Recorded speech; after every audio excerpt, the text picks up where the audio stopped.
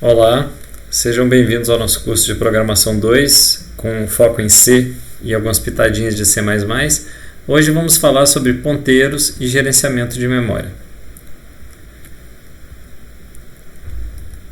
Bom, para chegar nessa aula, é recomendável que vocês tenham tido algum curso de introdução ou fundamentos de programação em alguma linguagem, interesse em aprender C++, compreender os tipos básicos de C++, incluindo tipos agregados, isso a gente viu em aulas anteriores aqui, entender sobre o escopo de variáveis locais e globais, e também já ter familiaridade com o uso e instalação de compiladores e ideias, para a programação online. Isso é útil para vocês praticarem os exemplos que eu colocar aqui. Bom, o que são ponteiros? A memória principal então do computador, que é essa memória RAM, geralmente quando a gente fala assim, o computador tem 8 GB de RAM, o que é isso? A gente não está falando do espaço físico do HD, onde as coisas são armazenadas de um tempo longo, a gente está falando do espaço de execução de programa. Então essa memória RAM é de fato onde fica o programa e os dados da execução desse programa. E cada posição dessa memória a gente está chamando de endereço de memória. Em C e em C++, um tipo ponteiro vai ser um tipo acompanhado de um asterisco, enquanto esse operador e-comercial vai ser usado para extrair o endereço de uma variável. Então, lembrando aqui uma variável primitiva inteira, então esse x vale 5, ok. Agora a gente está fazendo um inteiro com asterisco aqui, ou seja, um ponteiro de inteiro, que está sendo guardado aqui o endereço de x, ou seja, a posição em que essa variável x está ocupando nessa memória. Aqui novamente um caractere y, recebendo a letra A, e aqui eu estou fazendo um ponteiro de caractere y, py, que está recebendo um endereço de y. O legal dos ponteiros é justo respeitar essa tipagem, Então, ou seja, um ponteiro de char só vai poder apontar para o endereço de algo que de fato é um char. Mas a gente vai observar que os ponteiros são sempre números. Então, de certa maneira, se ele é um ponteiro de char ou se ele é um ponteiro de inteiro, não vai fazer diferença para a gente. Olha que interessante. Se você está apontando para um tipo que é muito pequenininho, poucos bytes, ou um tipo que é muitos bytes, o apontador tem o mesmo tamanho, porque eles indicam endereço de memória. Então isso simplifica a nossa maneira de pensar. Sempre que você vê um ponteiro, pense que você está lidando com um número. Então imagine uma coisa desse tipo aqui. Esse nosso ponteiro aqui, y, ele é como se fosse um inteiro e está recebendo um endereço aqui de alguma coisa que é um y. Se você tentar fazer, pode ser que o compilador reclame, porque de fato ele vai tentar respeitar a tipagem, mas na prática é isso que está acontecendo, é um tipo numérico aqui. Então lembrem sempre disso, o ponteiro, independente do que ele aponta, ele é um número. Vamos começar com a motivação então de strings em memória. Strings são cadeias de caracteres, Então a gente não tem um tipo primitivo para strings em C++. Então a gente faz geralmente com vetores ou ponteiros. Então vamos começar aqui com um vetor de caracteres. E isso está recebendo essa cadeia aqui, entre aspas duplas, que é o primeiro texto. E aqui estou fazendo um ponteiro agora para informações constantes aqui, ou seja, que não podem mudar, desse segunda cadeia de caracteres. Os dois parecem a mesma coisa quando a gente cria. Tanto um vetor, que está sendo delimitado por uma quantidade de caracteres, ou então um ponteiro para o começo dessa sequência, parece a mesma coisa, nessas variáveis texto 1 e texto 2. Mas existe uma diferença fundamental nessas estruturas. E aí, embora ambas possam ser vistas como um ponteiro para caractere, de forma geral, a segunda é muito mais rígida em relação a se a gente pode mudar ou não. Na prática a gente não pode alterar, e nem é só por causa desse const. É porque na realidade é a maneira, o local onde esse dado está sendo armazenado na memória. A gente vai ver aqui que existem várias opções, que não necessariamente esse dado está armazenado no mesmo lugar, na organização dessa memória do programa. Quando a gente imprime aqui, naturalmente, um printf com %s para string e um %p para ponteiro, a gente vai ter texto 1, texto 2 aqui, que é o primeiro texto, e o segundo texto, e vai ser seguido dos endereços de memória, do texto 1 e do texto 2. Então, na realidade, quando você está falando de uma cadeia de caracteres, você está falando de um ponteiro, ou seja, o local onde ela começa na memória.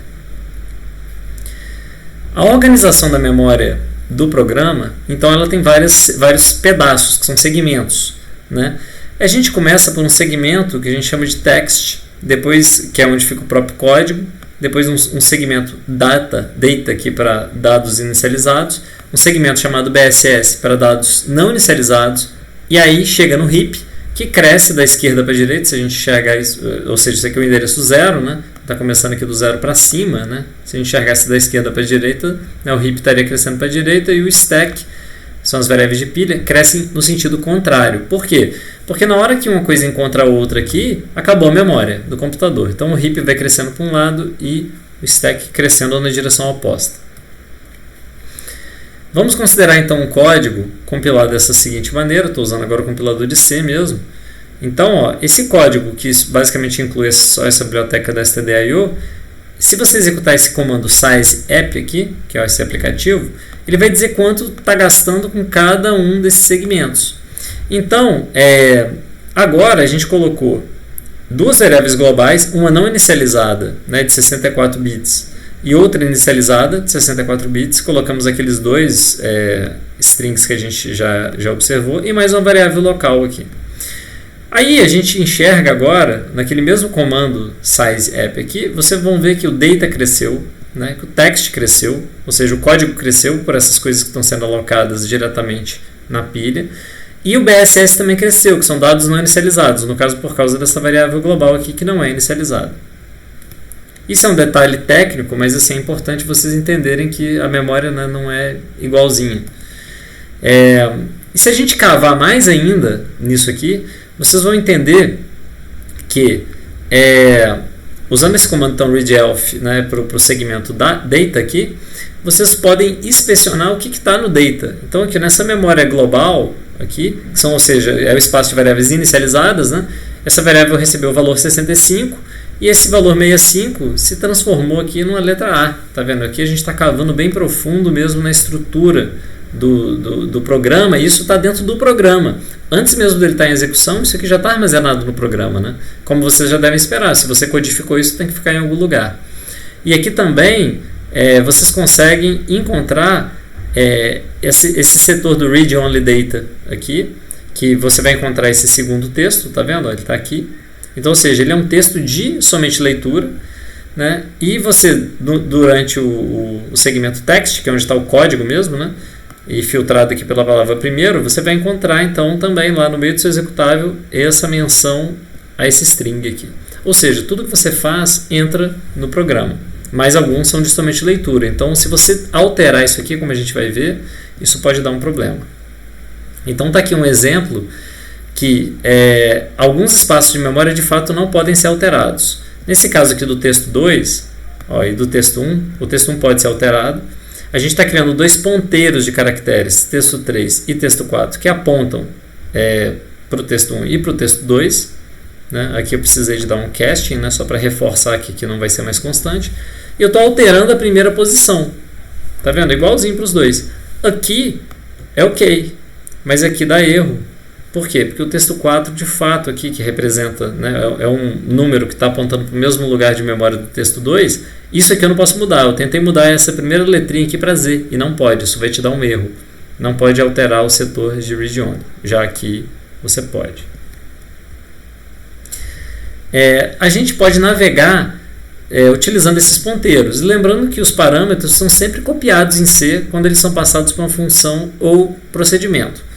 Então, como é que a gente pode passar um tipo muito complexo? Imagina que o seu tipo tem vários campos internos, ocupa vários bytes, e você não quer ficar copiando isso toda hora, toda vez que você passar para os procedimentos, né, do seu código.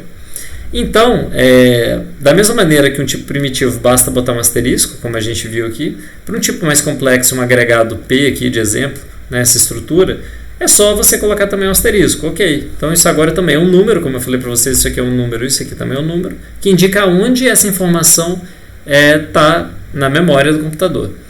Então o ponteiro basicamente está armazenando local, né, esse endereço, independente do tamanho desse objeto. E toda vez que você passar para algum parâmetro esse ponteiro, você vai estar copiando o conteúdo desse ponteiro, ou seja, você vai estar copiando a localização de memória de que esse elemento está. Em geral, para as nossas arquiteturas comuns de 64 bits, lembre que os ponteiros vão ocupar 8 bytes. Vamos ver então agora um exemplo da navegação. né, você tem uma estrutura, essa estrutura é P aqui, que a gente viu de exemplo, que ela tem um inteiro x e um caractere y. Né? Aí a gente vai ter um método que a gente está chamando de imprimir, que ele recebe um ponteiro para essa estrutura e uma outra estrutura aqui como cópia. Ambos são copiados, mas no caso aqui você está copiando o ponteiro, né, não a estrutura em si. Então aqui teria os 8 bytes que a gente falou, se for uma arquitetura de 64 bits, e aqui vai ter o tamanho dessa estrutura, que pode ser bem maior do que isso. Então o que a gente está fazendo? Primeiro aqui eu declarei, né, uma variável P0, né, que tem um x valendo 20 e um y valendo y. Declarei uma estrutura P1, né, que tem a mesma informação, criei então essas variáveis P0 e P1, e chamei agora o método imprimir, passando o endereço de P0 e uma cópia de P1. O que vai acontecer dentro desse imprimir? Ó, a gente vai fazer uma impressão, vai imprimir o campo X de P3, lembrando que a gente usa uma seta, né, quando a gente está trabalhando com ponteiros, está vendo? E quando você está trabalhando com elementos, estruturas construídas, você pode usar o ponto, como a gente já viu anteriormente. Então esse aqui vai imprimir 20, 20, né, porque eles estão vindo aqui novinhos, mas depois eu vou alterar o x de P3 para 10, eu vou alterar o x de P4 para 10. E aí a pergunta é, será que esse efeito aqui, alterando P4, eu estou alterando P1? Será que alterando P3, eu estou alterando P0?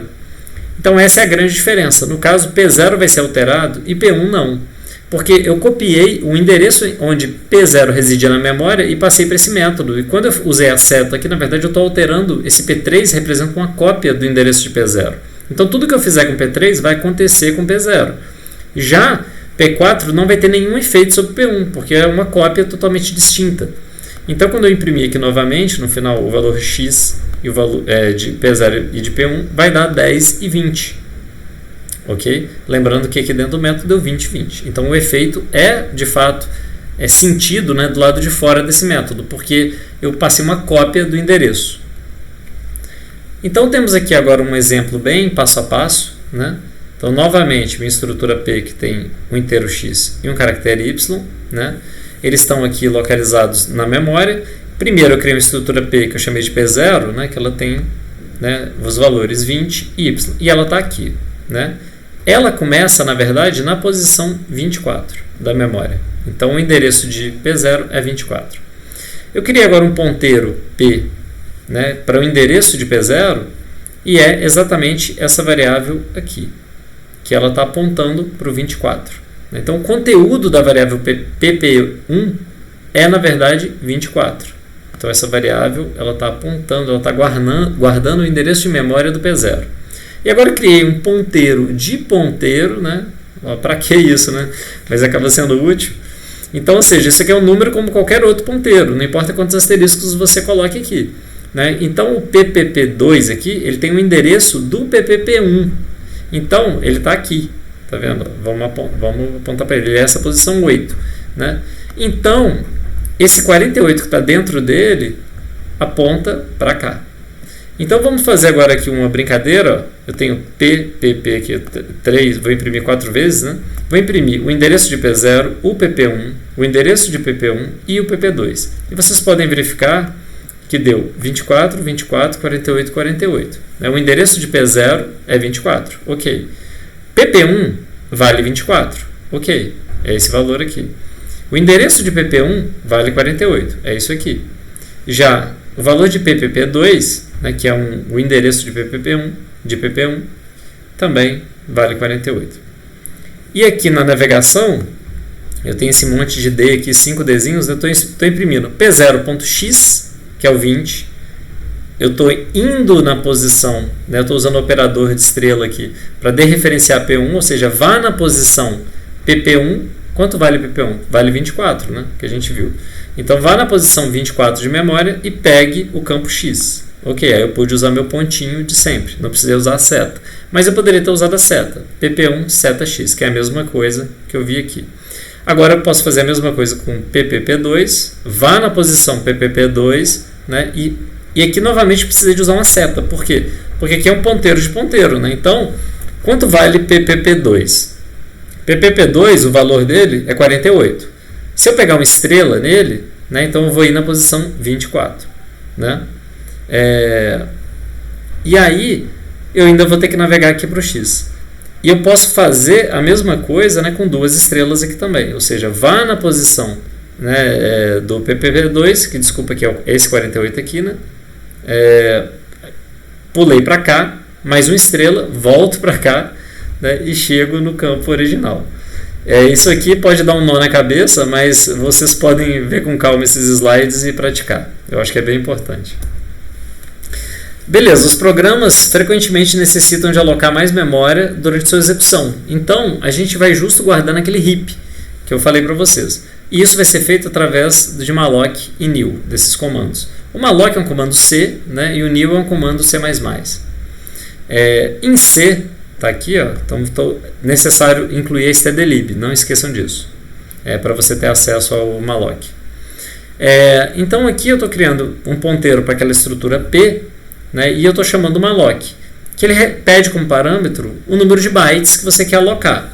Então eu usei o comando sizeof para extrair, né, o tamanho em bytes dessa estrutura P, e eu quero uma só. Então botei aqui uma vezes, né? Nesse caso, essa estrutura vai ter algo em torno de 8 bytes também. Então eu vou pedir 8 bytes para o sistema, e o sistema vai me devolver isso como um número, ou seja, você me pediu 8 bytes, você conseguiu esse byte, sei lá, na posição 500 da memória. Então ok, eu vou guardar isso. Esse é o valor retornado pelo malloc, que é a posição onde eu posso acessar agora aqueles bytes que eu pedi. Em C++ é bem parecido. Você tem aqui, você pode usar o tipo automático também, né, nesse contexto. Aqui também poderia em C.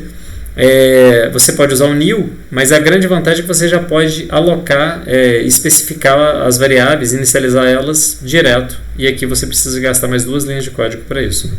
Mas na prática o new está fazendo a mesma coisa que o malloc faz em C. Está alocando um espaço proporcional ao tipo que você pediu, está retornando também um ponteiro que você está guardando aqui.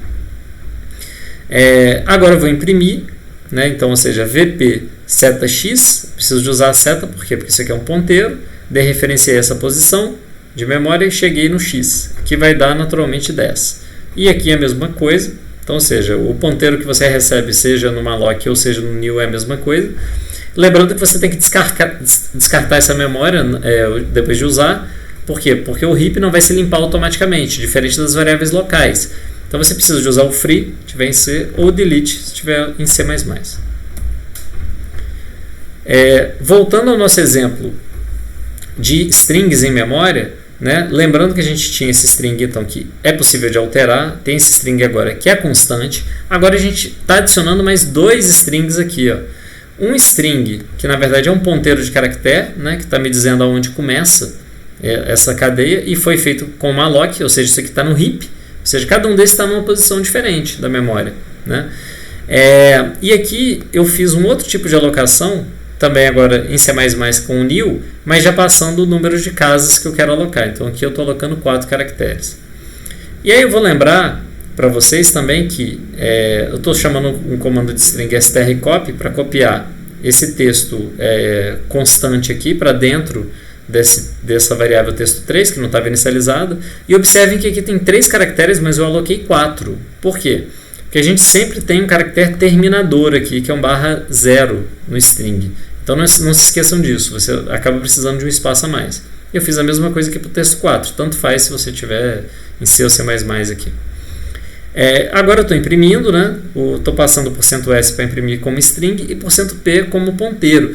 E olha que interessante aqui. A gente tem a variável texto3, né, que vai ser traduzida para olá. Já a variável texto4 mais 1, aqui eu estou fazendo uma aritmética de ponteiro, eu estou somando 1 naquela posição de memória onde estaria o texto4. Ou seja, eu cortei a letra 0 com isso. Então apareceu olá lá aqui. E naturalmente vão ter 2 endereços de memória aqui, seguidos, que é o texto3 e o texto4. Então note que é muito importante você especificar como você quer imprimir. Porque na prática eu estou passando a mesma variável, tá vendo? Aqui é o texto 3, ela está sendo compreendida como string. Aqui eu estou passando o texto 3, ela está sendo compreendida como um ponteiro, como um número.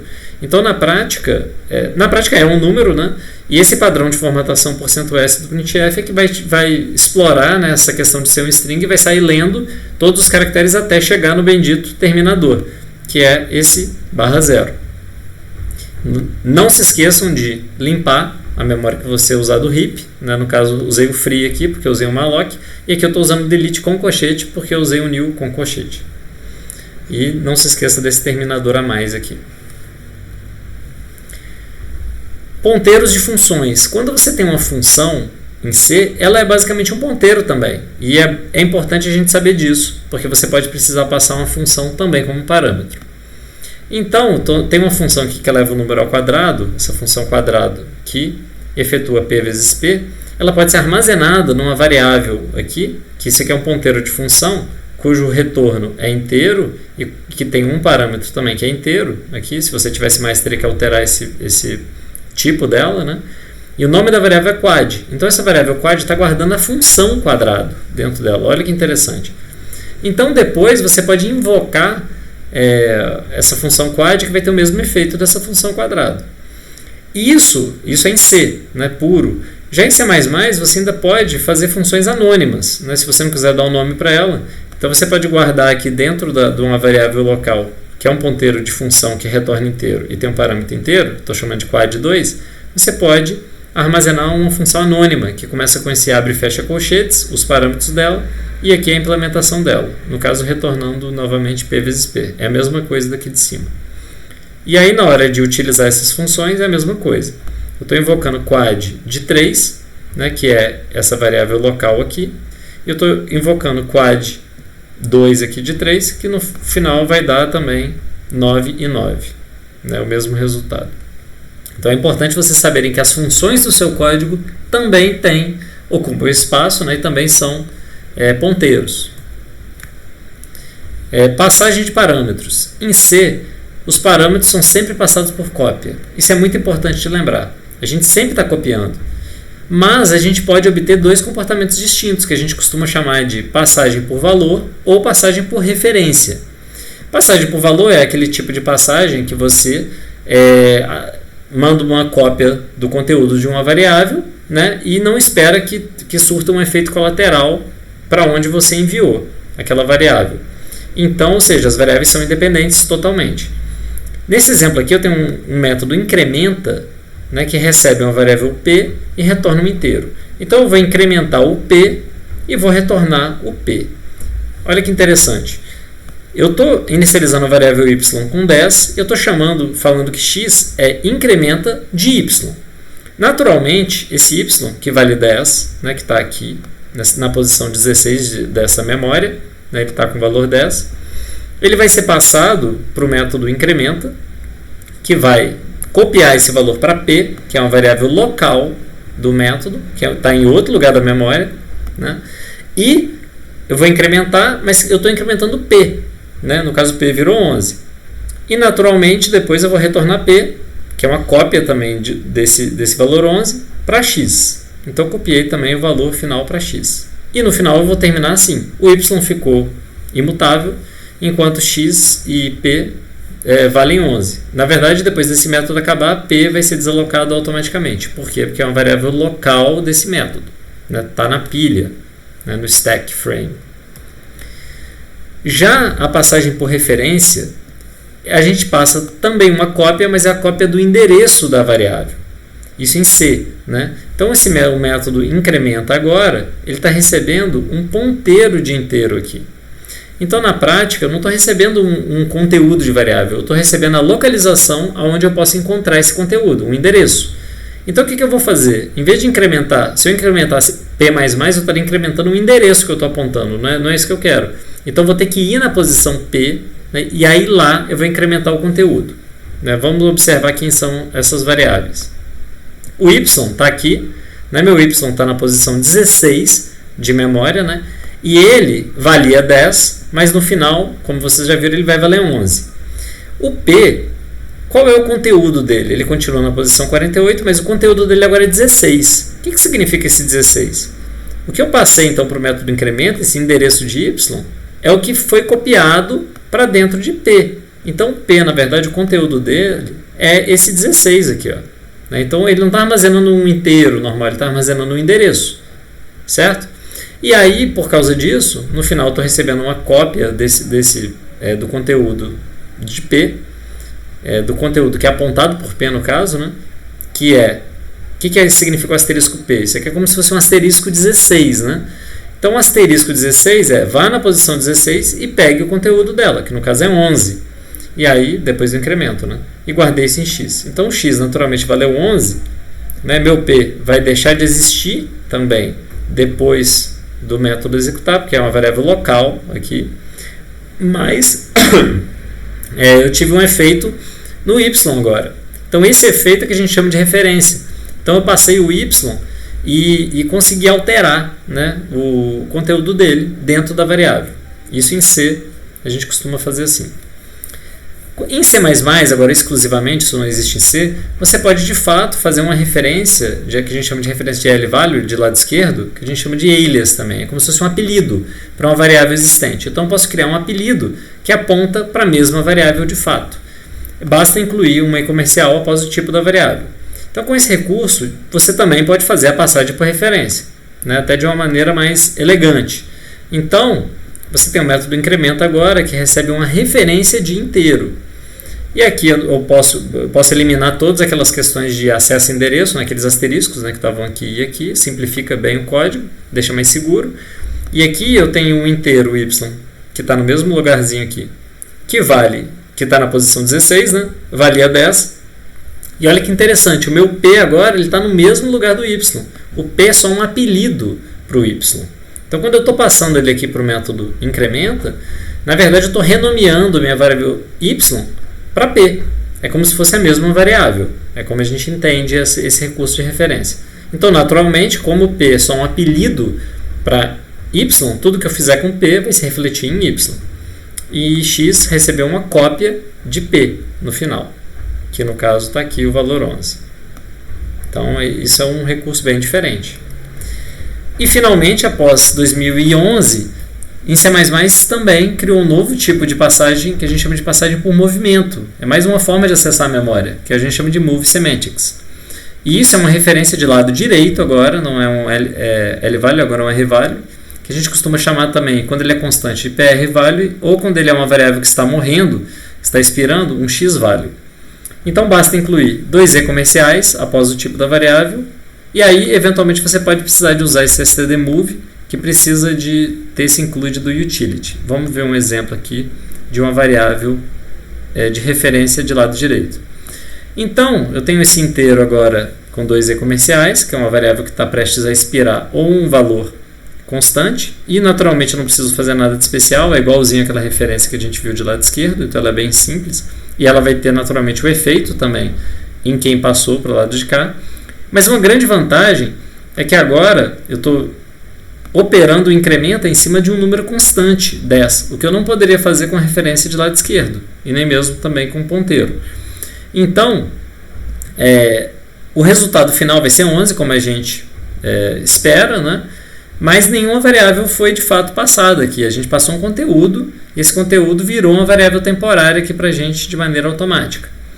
A gente também pode fazer aqui o meu y valendo 10 na posição 16, igualzinho fizemos no exemplo anterior. E na hora de chamar o método incremento, eu estou mandando mover a variável y para dentro desse método. Então o y, a grande diferença é que depois desse método, você não espera que o y seja mais útil, você espera que ele expire. Né? Então você está movendo essa variável para esse método, fazer o que quiser com ela. E aí finalmente o x vai valer 11 também, como todos os exemplos anteriores. Quando a gente quer passar então um agregado de grande porte, a gente busca evitar cópias. Isso é muito importante. Então o meu agregado gigante aqui não é tão grande assim, mas tem aí 9.999 bytes. Né? Então você pode passar ele, por exemplo, nessa função como uma cópia direta. Você pode passar então com uma cópia do ponteiro, que é uma coisa muito pequena, independente do tamanho desse agregado, o seu ponteiro vai ter um tamanho fixo, vai ser um número, como eu falei para vocês. No caso, se for uma arquitetura de 64 bits, você vai ter 8 bytes sendo passado aqui, independente desse tamanho, o que é muito bom. Então, isso é uma maneira que funciona em C e em C++, que é a maneira mais tipicamente feita em C, né? Que é uma cópia de ponteiros, para simular essa passagem de parâmetros. Já em C++ você tem a opção de passar uma referência de lado esquerdo, como eu falei para vocês, um alias, que também é bem rápido, e uma referência de lado direito, que também é bem rápido, só desde 2011. Em C++, a gente tem que tomar muito cuidado com ponteiros, porque eles podem acarretar vazamento de memória, quando você pede uma memória dinâmica. Existe então o conceito de ponteiros nulos, que são aqueles ponteiros cujo valor dele é zero. Às vezes a gente usa uma macro que chama null, mas na prática, para a arquitetura mais comum de programação que a gente costuma ver, é tudo zero. Então é idêntico a você usar um zero. Então, um padrão bastante comum, especialmente feito em C, é você retornar um ponteiro com alguma informação que você criou dentro dessa função. E qual é o risco? O risco é que isso pode se perder ou vazar, porque essa memória foi alocada fora do seu escopo local. Então está aqui nossa estrutura clássica, ali, um inteiro x e um caractere y, nossa estrutura p, e a minha função está retornando um ponteiro de p, né? Dependendo do valor z que foi passado aqui. Se meu z for maior que 10, ok, eu vou fazer uma coisa, né? Então vamos ver o else primeiro, né? Se ele for menor ou igual a 10, eu vou simplesmente retornar 0, né? Então meu ponteiro aqui vai ser o que a gente chama de nulo, né? Eu vou retornar um número 0 aqui. Mas, se ele for maior do que 10, aqui, que foi um valor arbitrário que eu coloquei, né, eu vou fazer uma alocação dinâmica aqui, poderia ser uma alloc também, tanto faz, aqui. Vou inicializar, então, esse P, né, e vou retornar ele, que na prática eu estou retornando o endereço dele aqui. Né? O que é ele? Né? O que é o P? O P é o endereço de um agregado duplo aqui, né, de inteiro x char y. A pergunta é, quem que vai desalocar isso? Porque eu criei, pedi para o sistema, me dê espaço. Ele me deu espaço, falou, começa na posição 500, por exemplo. Então eu estou retornando para o usuário 500, eu estou retornando um número para ele. O que o usuário vai fazer? Ele vai capturar então o resultado dessa função. Ó. Aqui eu passei 50, então naturalmente vai ser criado o meu agregado, né, porque é maior do que 10. Então eu retorno, imagine que eu recebi aqui o valor 500. O que significa eu receber um valor 500 nessa variável P estrela aqui, né, no ponteiro P? Eu vou primeiro, então, verificar como ele poderia ser nulo. Eu vou verificar se P é diferente de 0. No caso, se for, beleza, eu posso usar ele, né, imprimir então o conteúdo x desse ponteiro P, que equivale a 10, e aí eu tive que apagar ele. Então eu deleguei a responsabilidade de apagar para quem pegar. Então isso tem que ficar muito claro quando você estiver retornando ponteiros nos seus métodos ou expandindo ele para fora do seu escopo de controle. Você tem que dizer, talvez documentar com comentários, para explicar quem é que deve apagar. E isso é uma fonte de muitos problemas em programação C. Para resolver isso, então, em C++, é possível facilmente evitar esse tipo de vazamento de memória, desde que você use dois tipos de ponteiro, que é o ponteiro único, que a gente chama de Unique PTR, ou ponteiro compartilhado, que é o Shared PTR, né? Shared Pointer ou Unique Pointer. O ponteiro único, então, ele garante que só vai ter uma única referência àquele espaço de memória no seu programa. Então ele protege, de certa maneira, que não existam múltiplas referências daquele espaço. Então ele tem o controle total e ele sabe automaticamente quando deve liberar aquela memória. O Shared Pointer serve para situações em que você precisa de ter múltiplos apontamentos para a mesma posição, mas desde que não existam referências circulares, ele também consegue resolver isso automático e apagar sozinho. Você vai precisar de fazer um include memory para usar isso. Então está aqui aquele mesmo exemplo anterior, só que agora em vez de retornar um P asterisco, né, um ponteiro de P, eu estou retornando um ponteiro único de P. Isso deixa claro semanticamente qual é a minha intenção. Então a minha intenção então aqui eu estou criando, eu substituí aquele new, né, ou malloc, simplesmente por criando um unique ptrp, e aqui eu estou alocando, entregando essa responsabilidade para esse agregado unique ptr, e fora isso o resto do código é igualzinho. Aqui eu retornei meu 0, que é meu ponteiro nulo, e aqui eu retornei meu ponteiro P.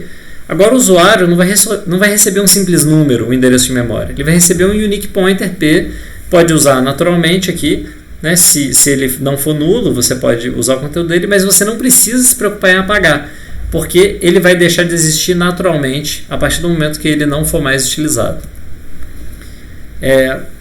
Chegando no final da nossa apresentação, vamos falar um pouco de eficiência. Em geral, é benéfico trabalhar com dados em pilha, no stack frame, ao invés de colocar tudo no heap. Isso é uma dica bastante disseminada aí de programação C++. E também é recomendável retornar elementos por cópia quando você consegue explorar o Return Value Optimization, otimização de retorno, ou Named RVO, que é o que a gente chama também de Copy Elision, esse elisão de cópia.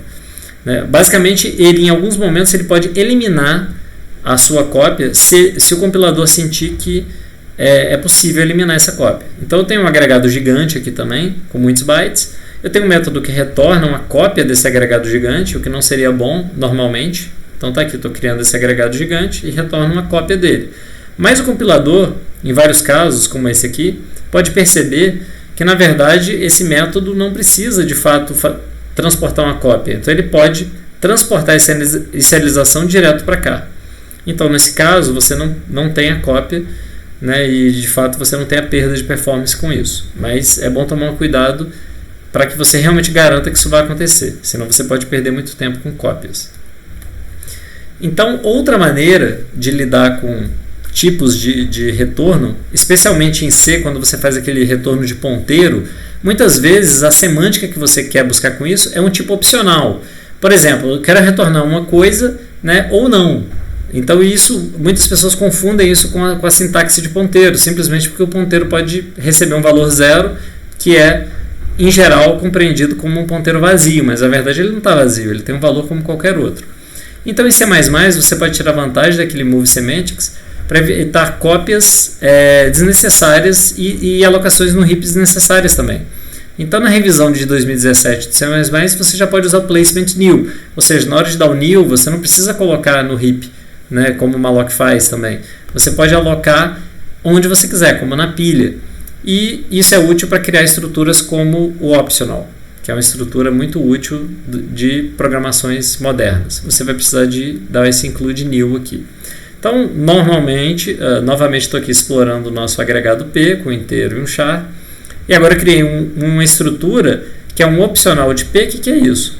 Né, um agregado normal em que eu tenho vários bytes sendo usado aqui do tamanho de P, né, um vetor de bytes, e eu tenho um booleano aqui, um verdadeiro ou falso, para dizer se ele existe ou não. E isso eu estou chamando de opcional P. Meu método, então, está retornando um opcional P, dado um parâmetro Z aqui. Como é que vai funcionar esse opcional P?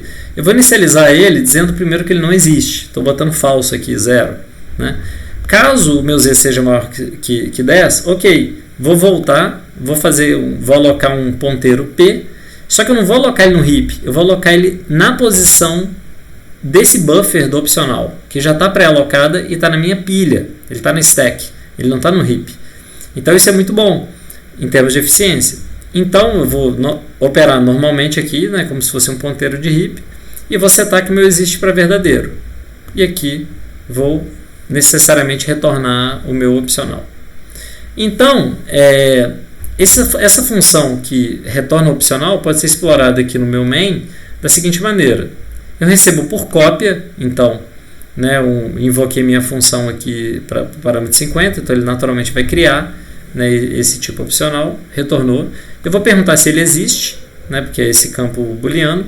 Se ele existir, eu posso converter de volta, posso dar um casting aqui, né, desse buffer para o meu tipo, né, que era um P, e operar naturalmente e sem não tenho que ter preocupação de apagar esse conteúdo, porque ele está sendo gerenciado na pilha, né, por esse opcional.